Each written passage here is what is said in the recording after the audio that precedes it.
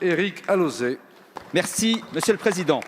Ma question s'adresse au secrétaire d'État chargé de la transition numérique et des communications électroniques. Ce matin, le Président de la République a présenté le plan France 2030, plan d'investissement audacieux pour la France, afin de relever tant de défis: climat et biodiversité, démographie et migration, inégalité et exclusion. Face au défi de la souveraineté, ce gouvernement et cette majorité parlementaire ne sont pas de ceux qui prônent le repli sur soi, sur une France étriquée qui tourne le dos à l'Union européenne et qui se résigne à subir, à gémir en comptant les points de la compétition qui oppose la Chine aux États-Unis, qui n'ont pas notre vision du monde. Conquête de souveraineté avec les semi-conducteurs, conquête de la transition énergétique avec l'hydrogène et les énergies décarbonées, conquête de l'espace-temps avec les lanceurs de satellites et les calculs quantiques. Surtout, ce sont des solutions concrètes et les emplois directs de demain qui passent par des entrepreneurs, des start-up partout en France, tels RD Biotech à Besançon, Insect dans la Somme ou encore Afiren en Moselle. Ce plan d'investissement a vocation à repositionner la France parmi les grandes nations de la recherche et de l'invention en ciblant les technologies du futur. Avec ce plan, la France peut à nouveau voir grand et loin et ainsi renouer avec son histoire et le génie français associé à tant de grandes découvertes. La France est déjà passée de la 17e à la 11e place au classement des meilleurs pays pour innover ces dernières années. Aucun pays n'a fait un tel bond.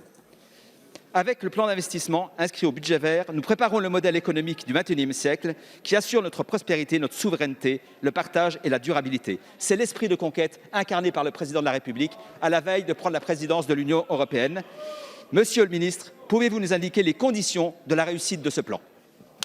Merci. La parole est à Monsieur Cédric O, secrétaire d'État chargé de la transition numérique et des communications électroniques. Et merci, Monsieur le Président, Mesdames et Messieurs les députés, Monsieur le député Alauzet. Vous l'avez dit, le Président de la République a présenté ce matin un plan d'innovation, un plan d'investissement France 2030, dont l'objectif est bien de préparer notre pays, notre économie, notre société à affronter les défis économiques, mais également les défis sociétaux auxquels nous devons faire face. Alors ce plan, je crois qu'il porte deux messages principaux. Le premier message, c'est un investissement dans le progrès. Si nous voulons être en capacité d'affronter le défi de la transition environnementale, de la décarbonation de l'énergie, y compris avec le nucléaire, si nous voulons affronter la question du vieillissement, si nous voulons affronter la question des transports, celle de l'alimentation, alors nous devons profondément innover. Nous devons profondément innover pour transformer nos modes de production et nos modes de consommation. Le deuxième message, c'est un message de projection dans l'avenir et d'indépendance.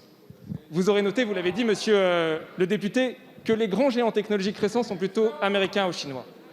Ce que nous voulons faire avec Bruno Le Maire, avec le président de la République, avec le Premier ministre, c'est faire en sorte qu'émergent ici, en Europe et en France, les futurs champions technologiques de demain, les héritiers de ceux que vous avez cités, Clément Ader, les frères Lumière, Pierre et Marie Curie, qui ont inventé, qui ont fait le rayonnement technologique, qui ont fait la prospérité économique et le modèle social français. Alors j'entends parfois, monsieur le député, en réaction à cette bonne nouvelle pour l'économie française, que certains ici et là, sur ces bancs, nous disent que le président de la République est en campagne.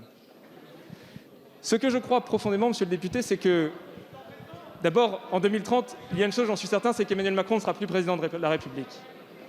Et la deuxième chose, c'est que la seule campagne, la seule compétition, la seule bataille dans laquelle nous sommes lancés, c'est celle pour l'indépendance de la France et l'avenir de nos enfants. Merci, Monsieur le ministre.